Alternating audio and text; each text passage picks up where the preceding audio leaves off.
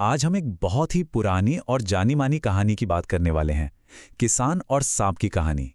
ये एक ऐसी कहानी है जो सदियों से सुनाई जा रही है, लेकिन इसका सबक आज भी हमें सोचने पर मजबूर कर देता है। ये सिर्फ दया की कहानी नहीं है, बल्कि एक गहरे सवाल की कहानी है। क्या कुछ स्वभाव वाकई कभी नहीं बदल सकते? तो चलिए इस कहानी को समझने की शुरुआत एक बहुत ही बुनियादी सवाल से करते हैं। क्या दया की भी कोई हद होनी चाहिए?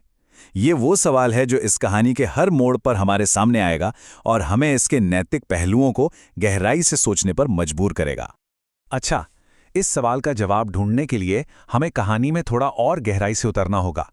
तो सबसे पहले मिलते हैं इसके किरदारों से और समझते हैं कि वो कौन से हालात थे जिन्होंने उन्हें आमने सामने ला खड़ा किया। तो कहानी का माहौल कुछ ऐसा है। एक तरफ है सूरज, एक ऐसा किसान जिसका स्वभाव ही दया करना है। दूसरी तरफ एक गांव जहां कड़ाके की ठंड पड़ रही है, और इसी ठंड में एक सांप जो लगभग जम चुका है और बस मरने ही वाला है। यहीं से ये कहानी शुरू होती है।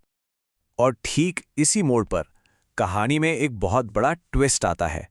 यहाँ एक छोटा सा दया का काम एक बहुत बड़ा जोखिम बन जाता है। एक ऐसा फैसला जो आगे चलकर सब कुछ बदलने वाला था।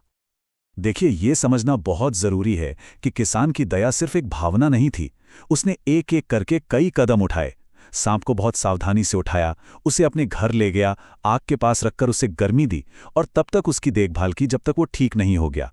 मतलब ये कोई जल्दबाजी में लिया गया फैसला नहीं था। और ये इस कहानी का दिल है, समझिए। किसान को पता था कि इसमें खतरा है। वो जानता था कि लोग क्या कहेंगे, कि शायद ये समझदारी नहीं है, लेकिन फिर भी उसने दया का रास्ता चुना। तो ठीक है, दया दिखाई गई और उसके बाद कुछ वक्त के लिए सब कुछ शांत हो गया। सांप ठीक हो गया। किसान के घर में पूरी सर्दी सुरक्षित रहा। ऐसा लग रहा था मानो सब ठीक हो गया हो। लेकिन कहानी यहां खत्म नहीं होती। लेकिन यह शांति, ये तो तूफान के पहले की खामोशी थी। जैसे ही सर्दियां बीतीं और वसंत का मौसम आया, तो वो अपने साथ सिर्फ नई जिंदगी नहीं, बल्कि एक चौंकाने वाला और क्रूर विश्वासघात भी लेकर आया। देखिए, मौसम का बदलना यहां सिर्फ बाहर का बदलाव नहीं था, ये सांप के अंदर की फितरत को जगाने का एक इशारा था। जैसे ही बाहरी माहौल बदला, सांप का असली स्वभाव, उसकी सहज प्रवृत्ति जाग उठी। और फिर वही हुआ जिसका डर था। सांप ने किसान को डस लिया, बिल्कुल सीधा, अचानक और जानलेवा। किसान की सारी दयालुता का जवाब एक जहरीले डंक से मिला। किसान का सवाल देखिए, क्यों? मैंने तो तुम्हें बचाया था।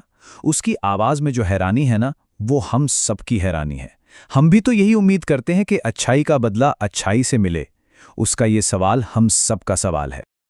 लेकिन सांप का जवाब सुनिए, रोंगटे खड़े हो जाते हैं। तुम जानते थे मैं क्या हूं? मुझसे किसी और चीज की उम्मीद ही क्यों कर रहे थे? वो कोई बहाना नहीं बना रहा, वो बस अपनी असलियत बता रहा है कि डसना ही उसकी फितरत है। तो यहां पर दो अलग अलग दुनियाएं टकरा रही हैं। एक तरफ किसान की दुनिया है जो नैतिकता, दया और बदलाव में यकीन करती है, और दूसरी तरफ सांप की दुनिया है जो सिर्फ अपनी फितरत, अपनी प्रकृति के हिसाब से चलती है। इन दोनों के बीच कोई पुल नहीं है। तो सवाल ये उठता है कि जब ये दोनों दुनियाएं टकराती हैं, तो होता क्या है? इस विश्वासघात का नतीजा क्या निकला? और इस कहानी से हमें असल में क्या सबक मिलता है? कहानी का अंत किसान की मौत से तो नहीं होता, लेकिन उसे एक ऐसा जख्म मिलता है जो शायद कभी नहीं भरता। गांव वालों ने दौड़ भागकर घरेलू उपचार से उसकी जान तो बचा ली, पर उसके हाथ पर रह गया एक गहरा निशान, एक ऐसी याद जो उसे हमेशा उस विश्वासघात की याद दिलाएगी। अब पारंपरिक तौर पर इस कहानी से जो सीख निकाली जाती है, वो बहुत सीधी और थोड़ी कठोर है कि जो एहसान मानने वाले नहीं हैं, उन पर दया दिखाने से सिर्फ दुख ही हाथ लगता है। एक तरह की चेतावनी है ये। और आखिर में ये कहानी हमें एक बहुत बड़े सवाल के साथ छोड़ जाती है। विश्वास और प्रकृति, इन दोनों में से ज्यादा ताकतवर कौन है? क्या हम ये उम्मीद कर सकते हैं कि हमारी अच्छाई किसी के मूल स्वभाव को बदल सकती है, या फिर कुछ चीजें ऐसी होती हैं जो कभी नहीं बदलती? शायद इसका जवाब हम सभी को अपने अपने अनुभव से ही खोजना होगा।